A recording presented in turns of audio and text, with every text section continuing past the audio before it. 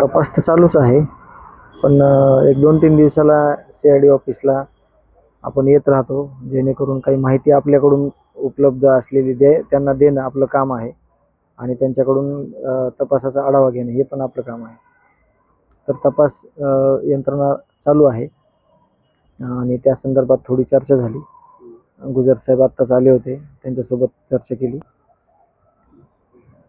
मोबाईलचा जो डाटा होता तो रिकवर झालेला आहे का? आणि आत्ता पाठीमागे सुदर्शन गुलेचा मोबाईल मिळाला, त्यामध्ये कोठडी सुद्धा मिळाली होती. ते लॉक आणि डाटा रिकवर झाला याबाबत रिकवर झाला डाटा, तो सगळा डाटा रिकवर झाला अशी माहिती आहे. त्या संदर्भातील आत्ताच मी घेतलेली की तो मोबाईलमधील डाटा रिकवर झालेला आहे आणि तो पूर्ण त्यांच्याकडे आता हस्तगत आहे. काय महत्त्वाचे पुरावे त्या मोबाईलमधून मिळालेत का? आणि विष्णू चाटेच्या मोबाईलबाबतचा काय तपास सुरू आहे? तपास चालू आहे त्याचा.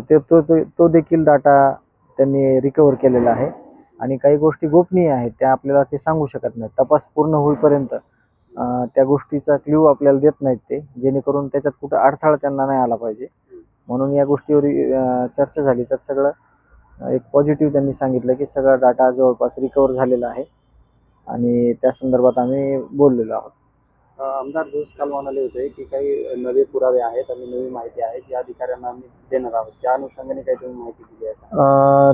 या संदर्भात आम्ही बोललो की कुठल्या अजून आमच्याकडून काही माहिती तुमच्याकडं उपलब्ध करण्यासाठी जी काही मदत लागते का, तर त्या संदर्भात धसांना आणि ते काय बोलले ह्याच्यावर मला जास्त नाही बोलता येणार.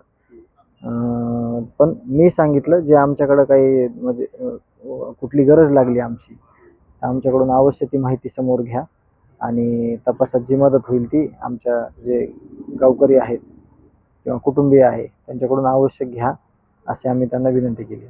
तर आणखी एक महत्त्वाचा प्रश्न आहे की वाल्मिक कराड याच्यावरती 302चा गुन्हा दाखल झाला का, याबाबतचे अनेक वेळा प्रश्न उपस्थित केले जातात आणि मकोका कशा अंतर्गत लावला याची तुम्हाला काय माहिती?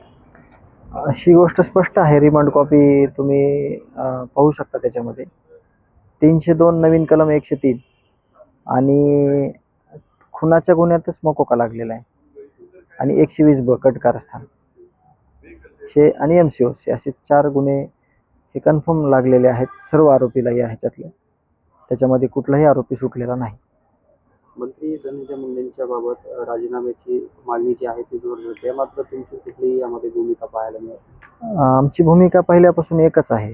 जे आरोपी आहेत, जे दोषी आहेत, ज्या आरोपींना ज्यांनी पाठबळ दिले, जे आरोपी ज्यांनी पोसलेत, ज्या आरोपी आणि जे कोणाचे संबंध असतील त्या सगळ्या लोकांना शिक्षा देण्याचं काम आम्ही मुख्यमंत्री साहेबाकडे ती विनंती केलेली आहे.